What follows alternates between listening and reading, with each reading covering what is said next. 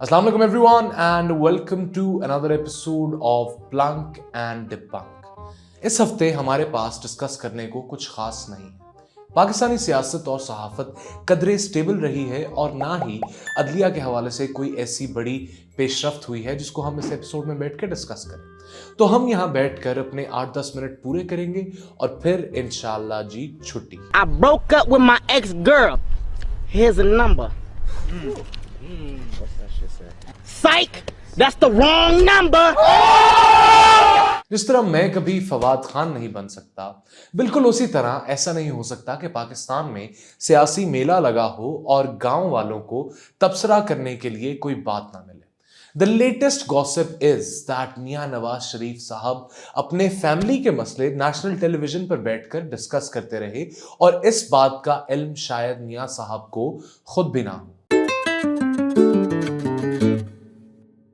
जैसे कि आप सब जानते हैं कि मियां नवाज शरीफ साहब का ग्रैंड कमबैक टूर चल रहा है और इस टूर में जहां उनकी पाकिस्तानी इदारों की तरफ से खातिर तवाज़ो की जा रही है, वहीं दूसरी तरफ मियां साहब ने अपने टूर का पहला व्लॉग कौम से अपना पहला खिताब भी अपलोड कर दिया। इस खिताब में मियां साहब ने इस बात का इंदिया दिया कि वो गुज़िश्ता 6 सालों से मुल्की हालात पर गौर व फिक्र कर रहे हैं। मियां साहब के गौर व फिक्र के सामने सुकरात क्या चीज़ है।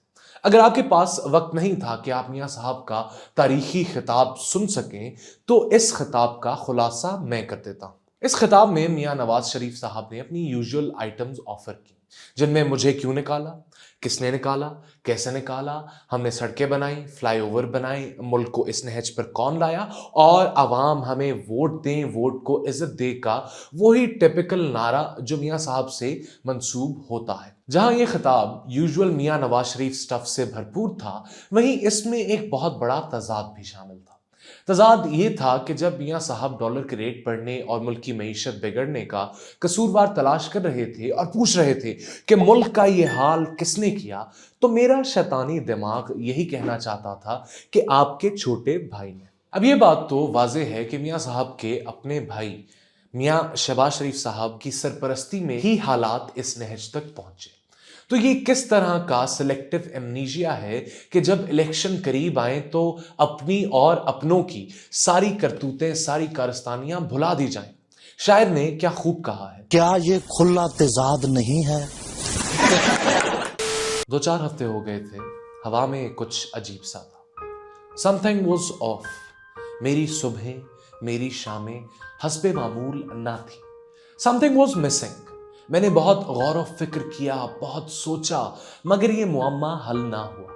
अपनी जिंदगी में मौजूद हर अक्लमंद, हर सियाने शख्स से मैंने इस खलिश का राज जानना चाहा, लेकिन किसी को कोई सुराग ना मिला। फिर जब पीटीआई के साबिका एमपीए तनवीर भट्ट ने पीटीआई से अलहदगी का ऐलान किया तो ये गुत्थी सुलझ गई। मुझे पिछले कुछ अरसे में पीटीआई से आते हुए इस्तीफों की इतनी आदत हो गई थी कि जब 2-3 हफ्ते कोई इस्तीफा ना आया तो मेरी जिंदगी का सारा निजाम दरहम बरहम हो गया। जब तनवीर भट्ट साहब ने पीटीआई और सियासत से अलहदगी का ऐलान किया तो उन्होंने यही कहा कि पीटीआई की इदारों से तसादुम की पॉलिसी बिल्कुल गवारा नहीं। ये वही स्क्रिप्ट है जो उस्मान डार समेत दीगर पीटीआई मेंबरान ने पार्टी छोड़ते हुए पढ़ी थी।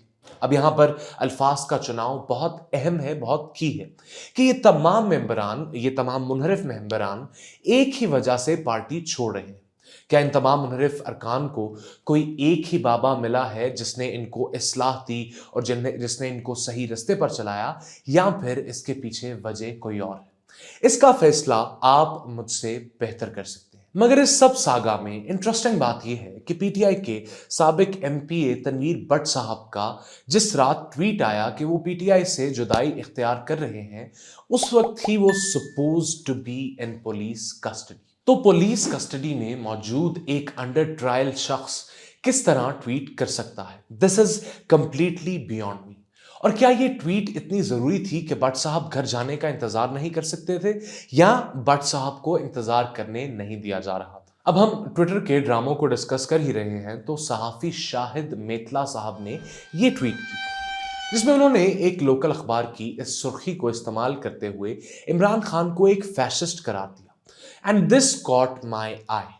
اب خان صاحب کو اور بہت سی چیزیں کہی جا سکتی ہیں اور بہت سی چیزیں وہ ہوں گے، لیکن ایک فیشسٹ کہنا شاید تھوڑا زیادہ ایکسٹریم ہے۔ اخبار کی اس سرخی کے مطابق عمران خان نے کہا کہ جلسوں میں کرسیاں رکھنے والوں کے خلاف ایکشن لیا جائے گا۔ اب میں کروں گا آپ سے سیدھی دو ٹوک بات کہ یہ سرخی پڑھ کے، یہ ہیڈ لائن پڑھ کر میرا تو خون کھولا۔ بھائی خان صاحب، آپ کو عوام کے بیٹھنے سے کیا مسئلہ ہے؟ پھر تھوڑی جانچ پڑتال کی تو پتا چلا کہ یہ سرخی کووڈ کے دنوں کی ہے، جب ویسے ہی پبلک گیدرنگز پر ریسٹرکشنز تھیں اور اس پر کرسیاں لگا کر جلسوں میں ایک وبا فیسٹ منانا کوئی عقل مندی نہ تھی۔ اب اس بات پر عمران خان کو ڈی کانٹیکسچلائز کر کے، بات کو سیاق و سباق سے نکال کر ایک فیشسٹ لیبل کرنا ایک بہت مضحکہ خیز بات ہے۔ یہ ہے ہماری صحافت کا عالم۔ عمران خان کی جنرل پبلک کے بیٹھنے سے کوئی ذاتی دشمنی نہیں ہے۔ It's just absurd how low our journalists can stoop۔ مضحکہ خیز باتوں کا ذکر چل ہی رہا ہے تو ہم آ جاتے ہیں پاکستان کی سب سے بڑی عدالت میں ہونے والی ایک مضحکہ خیز چیز پر، ایک absurd سے واقعے پر۔ ذرا یہ کلپ ملاحظہ فرمائیں۔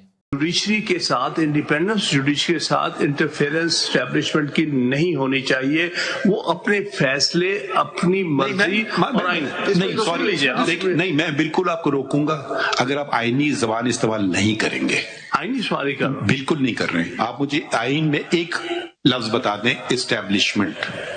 آپ نام لیں گے یا مت لیں؟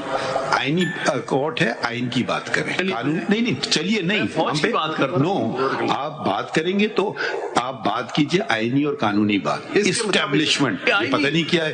چلیے، اس کلپ میں وکیل حامد خان صاحب اس بات کی نشاندہی کرتے دکھائی دے رہے ہیں کہ عدلیہ میں اسٹیبلشمنٹ کا کوئی عمل دخل، کوئی انٹرفیرنس نہیں ہونا چاہیے۔ اب جناب چیف جسٹس صاحب، جو خود بھی بینچ میں موجود تھے اور بینچ کی سربراہی کر رہے تھے، اس جملے میں 100 چیزیں پوائنٹ آؤٹ کر سکتے تھے، 100 طریقے سے اس جملے کو ٹیکل کر سکتے تھے، یا ویسے ہی حامد خان صاحب کو ایسی بات کرنے سے روک سکتے تھے، جو کہ انہوں نے کیا۔ لیکن انہوں نے پوائنٹ آؤٹ کیا کہ آپ اسٹیبلشمنٹ کا لفظ استعمال کیوں کر رہے ہیں؟ جی آئینی لینگویج نہیں، آئین کے اندر اسٹیبلشمنٹ کا کہیں پر ذکر نہیں ہے۔ اور چیف جسٹس صاحب ویزیبلی نالاں، ویزیبلی غصہ ہو گئے ایک لفظ کی باریکی پر۔ حالانکہ نالاں انہیں اس بات پر ہونا چاہیے تھا کہ یہ لفظ استعمال کرنے کی، ایسی بات کرنے کی پاکستان کی سب سے بڑی عدالت میں بھائی نوبت ہی کیوں آئی؟ اور جہاں آئین اسٹیبلشمنٹ کے لفظ کو ایکنالج نہیں کرتا، وہیں آئین سول سپریمیسی اور بروقت الیکشنز کی بات بھی کرتا ہے، ڈیو ڈیموکریٹک پروسیس کی بات بھی کرتا ہے۔ اس کا نوٹس کب لیا جائے گا؟ اس عاجزانہ سی اپیل اور سوال کے ساتھ آپ سے چاہوں گا اجازت۔ اللہ حافظ و ناصر۔